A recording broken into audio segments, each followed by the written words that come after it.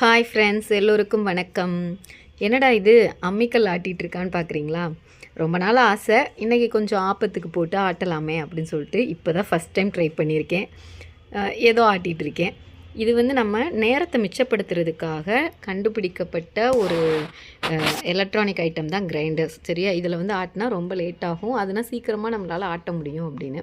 So இப்போ நம்ம ஃப்ரீயாக தானே இருக்கோம், அதனால தான் நான் இப்போ அம்மிக்கல்லில் ஆட்டிகிட்டு இருந்தேன். நிறைய சயின்டிஃபிக் இன்வென்ஷன் கண்டுபிடிச்சிட்டே இருக்காங்க. அது எல்லாமே நம்மளுடைய நேரத்தை மிச்சப்படுத்துது. ஆனால் இப்படியெல்லாம் மிச்சப்படுத்தக்கூடிய அந்த நேரத்தை நம்ம யூஸ்ஃபுல்லாக செலவிடுறோமா அப்படிங்கிறதுக்காக தான் இப்போ இந்த வீடியோவை நான் போட்டிருக்கேன். எனக்கு தெரிஞ்ச ஒரு கதையை சொல்கிறேன், கேளுங்க.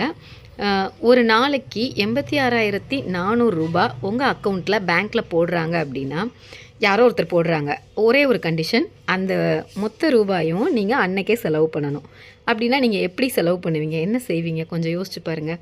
அதே மாதிரி தான் நம்மளுக்கு 86,400 வினாடிகள் ஒரு நாளைக்கு நம்மளுக்கு கிடைக்கிது. அதை நம்ம எப்படி யூஸ் பண்ணுறோம் அப்படிங்கிறத நம்ம யோசித்து பார்த்தோன்னா தான் நம்ம அந்த நேரத்தை எப்படியெல்லாம் பயனுள்ளதாக கொண்டு வர்றோம் அப்படிங்கிறது நம்மளுக்கு புரியும். நீங்கள் எந்த அளவுக்கு உங்களுடைய நேரத்தை சேமிக்கிறீங்களோ உங்களுடைய வாழ்க்கையை அந்தளவு அதிகப்படுத்துகிறீங்கன்னு அர்த்தம். மற்றவர்கள் வீணாக்கக்கூடிய நேரத்தில் தான் வெற்றியாளர்கள் முந்திடுறாங்க.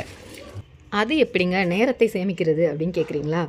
நீங்கள் என்ன செய்ய நினைக்கிறீங்களோ அதை நினச்சிக்கிட்டே இருக்காமல் செயல்முறையில் செயல்படுறத வழக்கமாக்கி கொள்ளுங்கள். அது உங்களுடைய நேரத்தை சேமிக்கும். அதாவது ஒருத்தர் நான் இதை செய்யவான்னு யோசிச்சுட்டே இருக்கிறதுல அவங்களுடைய வாழ்க்கையில் பாதி நேரத்தை வீணாக்குறாங்க அப்படின்னு ஒரு தத்துவ ஞானி சொல்லியிருக்கிறாரு.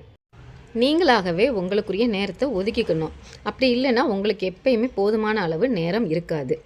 ஓய்வெடுக்க விரும்புனீங்கன்னா உங்களுடைய நேரத்தை நன்றாக பயன்படுத்திட்டீங்கன்னா மிச்சம் இருக்கக்கூடிய நேரத்தில் நீங்கள் தாராளமாக ஓய்வெடுக்கலாம். எப்பயுமே குறுக்கு வழியை நோக்கி பயணிக்காதீங்க. குறுக்கு வழியை கண்டுபிடிக்க எப்போதுமே அதிகமான நேரம் பிடிக்கும். உங்கள் சம்பந்தப்பட்ட எதுவுமே நீங்கள் ஆரம்பிக்காமல் தன்னாலேயே நடக்காது. அதே மாதிரி ஒவ்வொரு நாளையும் முன்கூட்டியே திட்டமிட்டு அதன்படி நீங்கள் செயல்பட்டீங்கன்னா உங்களுடைய நேரம் நிச்சயமாக மிச்சப்படும். அடிக்கடி நம்ம யூஸ் பண்ணக்கூடிய வார்த்தை, எனக்கு டைமே இல்லை, நான் என்ன செய்கிறது, எப்படி படிக்கிறது, அல்லது எப்படி இந்த வேலையை பார்க்குறது, எனக்கு நேரம் இல்லை அப்படின்னு நிறைய பேர் சொல்கிறத நான் கேட்டிருக்கேன். ஸோ இதை இந்த எண்ணத்தை நீங்கள் மாற்றிக்கணும். உங்களுடைய நேரம் உங்களுடைய கையில் தான் இருக்குது. அதை திட்டமிட்டு சரியாக செயல்படுத்தினீங்கன்னா நிச்சயம் உங்களுடைய வாழ்க்கையில் ஒரு பிரகாசமான வழி கிடைக்கும். நேரத்தை மிச்சப்படுத்தி உங்களுடைய வாழ்க்கையை அழகானதாக மாற்றிக்கொள்ளுங்கள் நண்பர்களே. நன்றி.